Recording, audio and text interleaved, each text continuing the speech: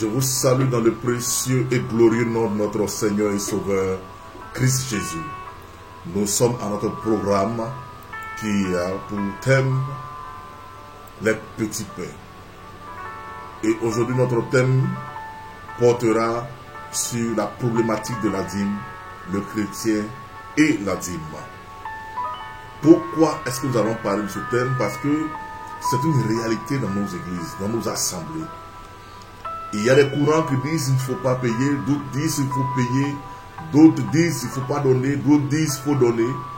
Parce qu'on dit c'est l'Ancien Testament, après on dit c'est la loi. Et après encore, on dit que le Seigneur lui-même n'a pas parlé de la dîme et que le Seigneur n'a pas exigé la dîme, que nous ne voyons pas la trace de la dîme dans le Nouveau Testament. Mais qu'est-ce que la dîme en réalité? La dîme, c'est le 10e de tout notre revenu qui en réalité appartient à Dieu.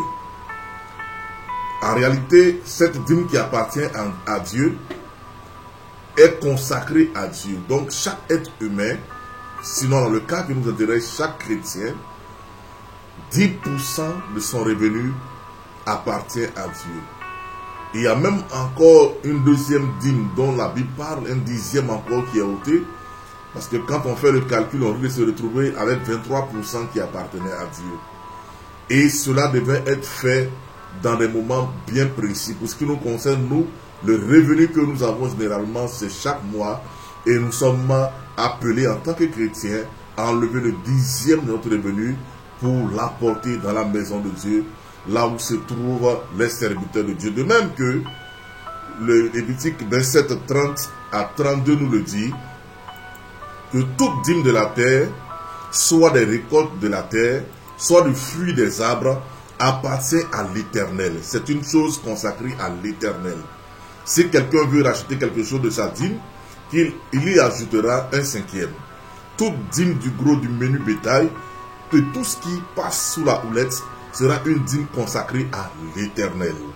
Donc ça, c'est la dîme qui appartient à l'Éternel. Maintenant, cette dîme-là, elle ne va pas tomber directement dans les mains de Dieu, puisque Dieu lui-même, il n'est pas sur terre. Cette dîme va aller quelque part. Nous allons lire la parole de Dieu en Nombre chapitre 18, à partir du verset 25. La Bible nous dit quoi? L'Éternel parla à Moïse et dit, tu parleras aux Lévites et tu leur diras, lorsque vous recevez des enfants d'Israël la dîme que je vous donne de leur part, votre possession, comme possession, vous en prélèverez une offrande pour l'Éternel, une dîme de la dîme. Et votre offrande vous sera comptée comme le blé qu'on prélève de l'air et comme le mou qu'on prélève, on dit encore, de la cuve. Et quand nous allons plus loin, il dit encore au verset 28, c'est ainsi que vous prélèverez une offrande pour l'Éternel sur toutes les dîmes que vous recevez des enfants d'Israël. Et vous donnerez au sacrificateur Aaron l'offrande que vous en aurez prélevée pour l'Éternel. Sur tous les dons qui vous seront faits, vous prélèverez toutes les offrandes pour l'Éternel. Sur tout ce qu'il y aura de meilleur, vous prélèverez la portion consacrée. Donc, tu leur diras, quand vous en aurez prélevé le meilleur, la dîme sera comptée aux Lévites comme le revenu de l'air et comme le revenu de la cuve. Vous la mangerez dans un lieu quelconque, et vous et votre maison, car c'est votre salaire pour le service que vous faites dans la tente d'assignation. Vous ne serez chargé pour cela d'aucun péché quand vous aurez prélevé le meilleur. Vous ne profanerez point les offrandes saintes des enfants d'Israël et vous ne mourrez point. Cela veut dire quoi? Le 10e qui est la part de Dieu devient la part de ces sacrificateurs, de ces Lévites qui font le service dans la maison de Dieu. Donc eux, c'est la part que Dieu leur donne au milieu du peuple d'Israël, au milieu de l'église aujourd'hui. Donc eux, cette part-là, ils doivent aussi prélever un 10e de cette part. Ça veut dire eux-mêmes doivent donner la dîme des dîmes qui appartenait maintenant au souverain sacrificateur qui est Aaron. Donc quand on va plus loin, on voit que c'est la part de ceux qui servent le Seigneur. Pourquoi? Pour leur vie et puis une partie aussi pour l'entretien du temple, puisque cela va servir à glorifier Dieu. Quand nous allons plus loin maintenant de nos jours, qui sont ces Lévites? Ce sont les serviteurs de Dieu que nous avons. Donc les offrandes et les sacrifices là doivent servir à glorifier Dieu et à envoyer le peuple de Dieu dans la dynamique de la réalité céleste. Qu'est-ce que les offrandes aujourd'hui pour nous en tant que chrétiens? Parce que la dîme, c'est un dixième. Et comprenons que c'est une offrande qui est obligatoire. Ce n'est pas celui qui veut qui donne, ou celui qui ne veut pas, il ne donne pas. La dîme, elle est obligatoire. Malheureusement, il y a une mauvaise compréhension de la dîme. Et ça fait qu'un groupe se lève et dit non, nous on préfère ne pas apporter dans la maison de Dieu. Nous on préfère ne pas donner. Et les groupes se créent parce que chacun veut garder quelque chose pour lui-même. Mais il n'a pas compris. On n'a pas compris comment Dieu travaille en réalité. Oui, parce que dire que la religion n'a rien à voir en réalité avec le porte-monnaie, c'est un mensonge. C'est une fausse appréciation des choses. C'est une piètre excuse pour les hommes qui ne veulent pas vraiment mettre la main à la poche. C'est ces hommes-là qui tendent à aller vers ceux qui disent il ne faut pas payer la dîme. Je vais vous dire une chose, la piété et la libéralité, c'est-à-dire quoi? Le don de donner généreusement, le fait de donner généreusement sont étroitement liés. Jésus lui-même s'est assis vis-à-vis du trône. Il regardait comment la foule mettait dans le trône. Il a vu la foi de chacun. Il a vu l'engagement de chacun. Et quand on prend cela, Marc 12, 41, vous pourrez lire cela. Vous verrez qu'il y a des gens qui ont donné du superflu parce que cela ne leur coûtait rien du tout. Jésus est plus préoccupé, même jusqu'à présent, de ce que nous donnons que de ce que nous gardons. Et il regarde ce que nous gardons plus que ce que nous donnons. La dîme aujourd'hui n'est pas comprise par plusieurs enfants de Dieu. C'est pourquoi on la délaisse. C'est pourquoi on pense que c'est quelque chose qu'on fait quand on veut ou quand on peut. Si on ne peut pas, on ne fait pas. Si on peut, on fait. Même les pauvres n'étaient pas exemptés. Vous voyez, il y a des sacrifices où on disait que le pauvre n'était pas capable d'apporter soit une brebis, soit un agneau. Quand on voyait les limites de ce pauvre-là, on pouvait tolérer, on pouvait lui dire d'apporter une tourterelle ou des tourterelles. Quand on voit en Lévitique 5, à partir du verset 7, il y avait une amélioration, il y avait des conditions exceptionnelles pour les pauvres, parce qu'on se disait que leur situation ne leur permettait pas d'avoir toutes ces choses-là. Donc, quand on prend Lévitique 5, à partir du verset 7, on se rend compte immédiatement que s'il n'y a pas de quoi se procurer une brebis ou une chèvre le fera en sacrifice de culpabilité à l'Éternel pour son péché, 2 tourterelles ou 2 pigeons, l'un comme victime expiatoire et l'autre comme holocauste. Donc, ça c'était les offrandes ordinaires de culpabilité, tout ça et autres. On demandait à ce niveau-là qu'on puisse alléger la charge des pauvres. Mais, en ce qui concerne la dîme, il n'y a pas d'exception.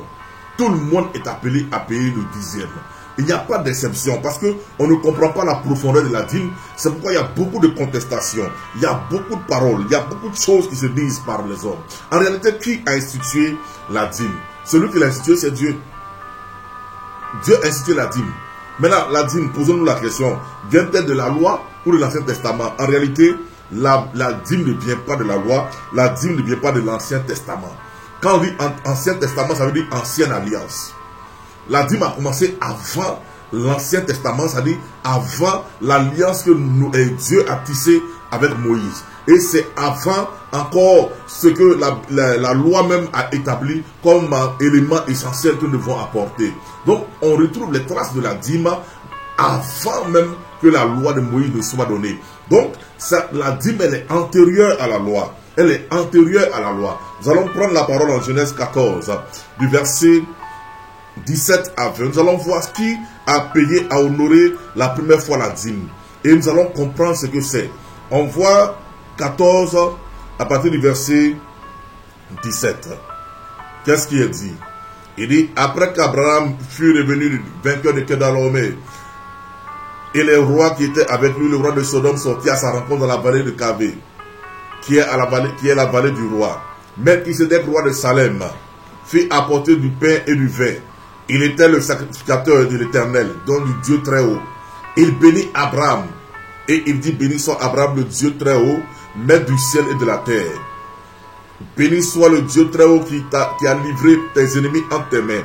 Abraham lui donna la dîme de tout. Donc on retrouve les premières traces en réalité de la dîme à partir d'Abraham. Donc la dîme n'est pas passée, ce n'est pas une affaire d'Ancien ou de Nouveau Testament. C'est une affaire que Dieu a établie. Et les descendants qui sont venus, eux aussi ont continué sur cette voie-là. Les gens disent non, on ne peut pas payer la dîme puisque Jésus n'en parle pas. Mais Jésus parle de la dîme.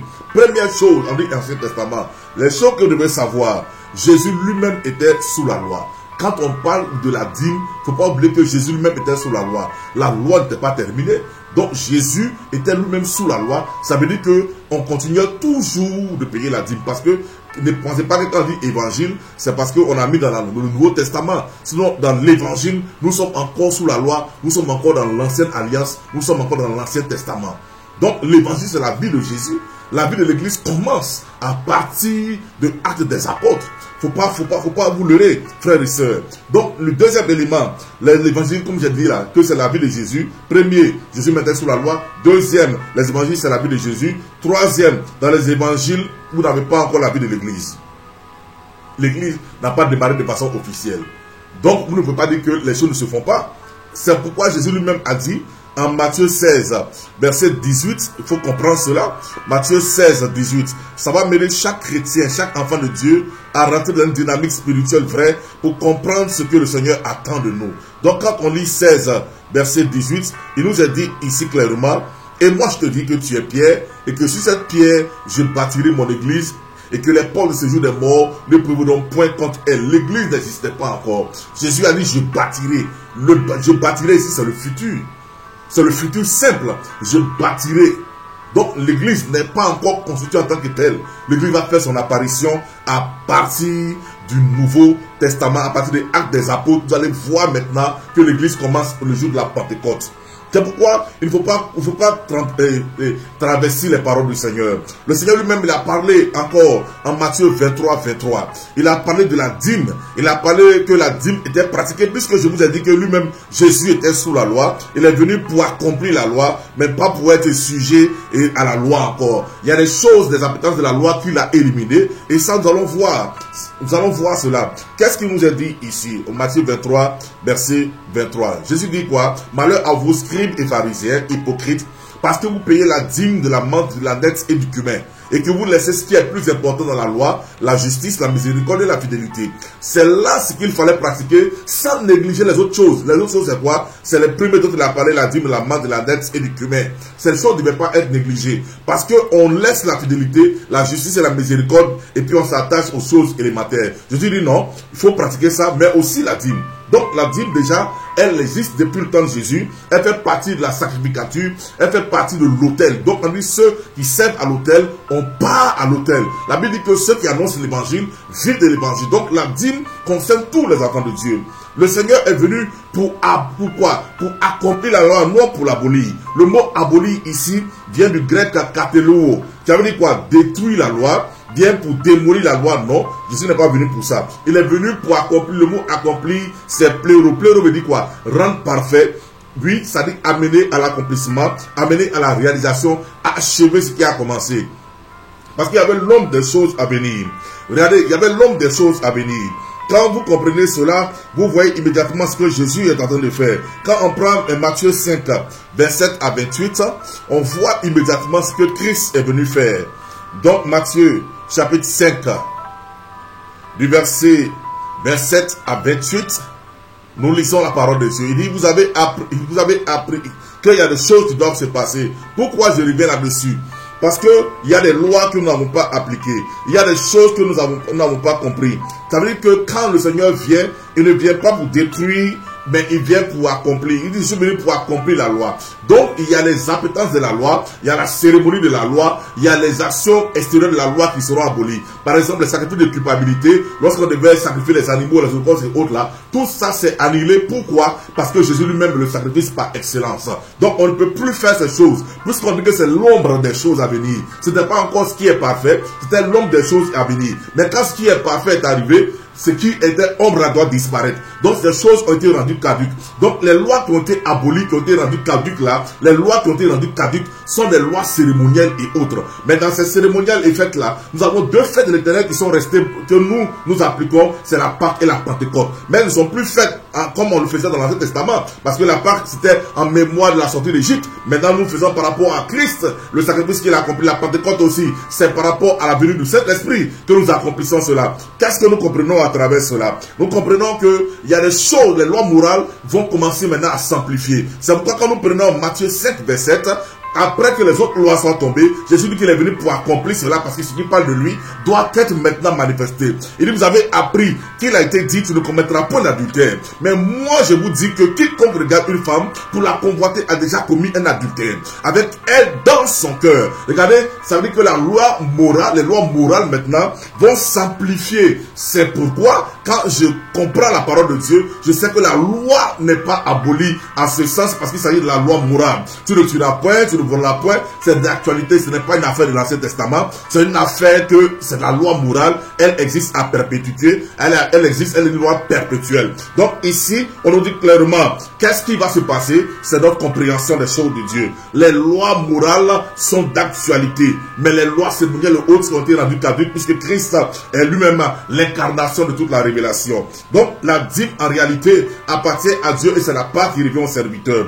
Qu'est-ce que cela va entraîner lorsque nous refusons de payer la dîme? Il faut enseigner ça simplement aux chrétiens. Pourquoi il y a beaucoup d'obstacles et de blocages dans la vie des uns et des autres? Pourquoi les gens ne vont pas? Premier élément, c'est un frein à l'œuvre de Dieu. Quand on prend Néhémie 13, du verset 10, Néhémie chapitre 13, du verset 10 à 12, nous allons comprendre les obstacles de non-paiement de la dîme et les agents de l'ennemi qui sont derrière cela, qui font croire aux gens que c'est de l'escroquerie, qui font croire aux gens que c'est les pasteurs qui veulent arriver à leur fin en escroquant le peuple, ce qui est faux. Quand vous avez lu ici, vous n'avez pas vu un passage qui parle de moi, vous n'avez pas vu l'évangile de Stéphane, vous n'avez pas vu l'évangile de Saul, de l'apôtre, c'est l'évangile de Christ, c'est la parole de Dieu que nous avons lu. Donc quand nous prenons Néhémie chapitre 13, nous allons voir qu'est-ce qui s'est passé à partir du verset 10. Il y a des choses que nous n'apprécions pas. Il dit quoi? J'appris aussi que les portions des Lévites n'avaient point été livrées et que les Lévites et les chantres chargés de service s'étaient enfuis chacun dans son territoire. Les fils, je fis d'abord des réprimandes aux magistrats et je dis pourquoi la maison de Dieu a-t-elle été abandonnée? Et je rassemblai maintenant les Lévites et les chantres et je les remis à leur poste. Alors tout Juda apporta dans les magasins la dîme du blé, du mou et de l'huile. Quand on dit on ne paye pas la dîme, c'est le nom de l'ennemi, on veut fermer la porte au service de Dieu. On ferme la porte au service de Dieu. Alors qu'il faut comprendre ce que cela doit entraîner. Le non-paiement est un frein. C'est pourquoi Malachie 3, 8, 12 aussi nous ramène sur le fait que quand nous n'aurons pas Dieu, qu'est-ce qui se passe en réalité? Qu'est-ce qui se produit en réalité? Donc je prends verset 8, il est dit: un homme trompe-t-il Dieu? Quand vous me trompez et vous dites, en quoi avons-nous trompé? Dans les dîmes et les offrandes, parce que le Seigneur trouve que le peuple n'honore pas suffisamment, le peuple n'est pas fidèle, le peuple ne voit pas la gloire de Dieu. Qu'est-ce que le non-paiement attire? Oui, vous êtes frappé par la malédiction, malédiction de tout ordre. Vous voyez, les portes sont fermées, les portes se ferment et on n'arrive pas à s'en sortir. Il dit: apportez dans ma maison tous les trésors, toutes les dîmes. Les dîmes, ici, on parle aussi des offrandes. Parce que quand vous voyez les dîmes et les offrandes, c'est ça qui est la résultante d'une prospérité vraie. Il dit quoi? Mettez-moi de la sorte à l'épreuve. C'est le seul passage de la Bible où vous verrez Dieu dit à l'homme de le mettre à l'épreuve, c'est le domaine des finances. Si on ne comprend pas ça, on ne peut pas s'épanouir. Ces choses ne sont pas enseignées et le peuple souffre. Les gens n'arrivent pas à prospérer. Les gens veulent jouer les hypocrites. Parce que vous ne pouvez pas être chrétien épanoui quand les choses vous manquent, quand vous n'avez pas le minimum, quand vous ne pouvez pas vous nourrir, vous ne pouvez pas vous vêtir, vous ne pouvez pas scolariser vos enfants, quand vous voyez des gens qui n'ont pas les moyens et qui voient les enfants mourir à cause du manque de moyens. Frères et sœurs, il n'y a pas de joie dedans. C'est pourquoi il faut comprendre la parole de Dieu. Qu'est-ce que Dieu nous dit par rapport à cela? Il dit quoi? Amenez dans la maison de Dieu les dîmes et vous verrez si je n'ouvre pas pour vous les écluses des cieux, si je ne répands pas sur vous la bénédiction en abondance. Pour vous, je menacerai celui qui dévore et ne vous détruira pas les fruits de la terre. Et la vie ne sera pas quoi? Stérile dans vos campagnes. Il dit, si je n'ouvre pas pour vous les écluses des cieux, les écluses des cieux, et si je ne répands pas sur vous la bénédiction en abondance. Ici, il s'agit de la prospérité financière. Car la Bible nous dit en Proverbe 10, 22, que c'est la bénédiction de l'Éternel qui enrichit et elle n'est suivie d'aucun chagrin.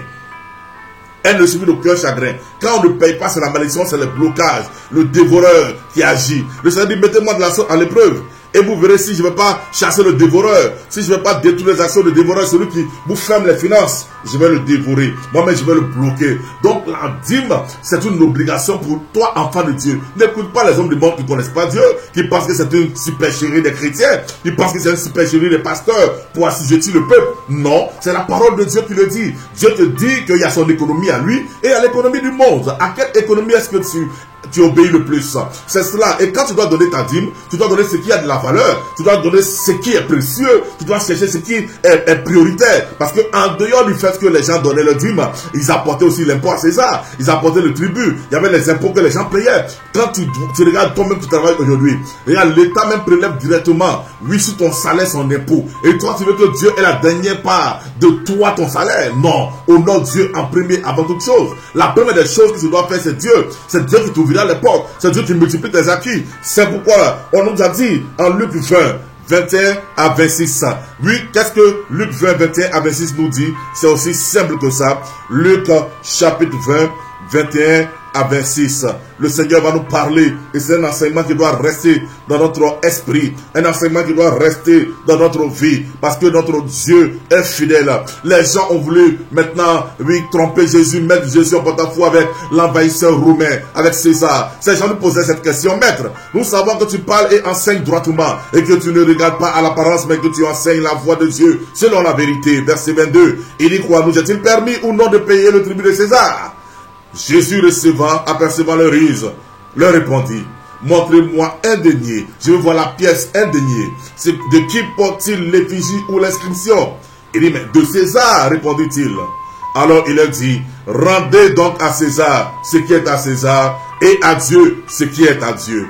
Il ne put rien répondre dans ses paroles devant le peuple, mais étonné de sa réponse, il gardait le silence. Rendez à César ce qui est à César et à Dieu ce qui est à Dieu. Ce que vous devez à César, c'est l'impôt. Ce que vous devez à César, donnez cela à César. Mais ce que vous devez à Dieu, rendez cela aussi au Seigneur. Vous devez à Dieu le respect, l'adoration, la louange. Mais vous lui devez aussi la dîme. La dîme est une obligation. La dîme fait partie de l'adoration à Dieu. On ne peut pas soustraire l'adoration, oui, la dîme et les offrandes de l'adoration à Dieu. Tu adores Dieu de tout ton être, de toute ton âme, de tout ce que tu possèdes, de tout ce qui a de précieux pour toi. Voilà le message. Le chrétien en ce 21e siècle est appelé à honorer Dieu dans les dîmes et les offrandes.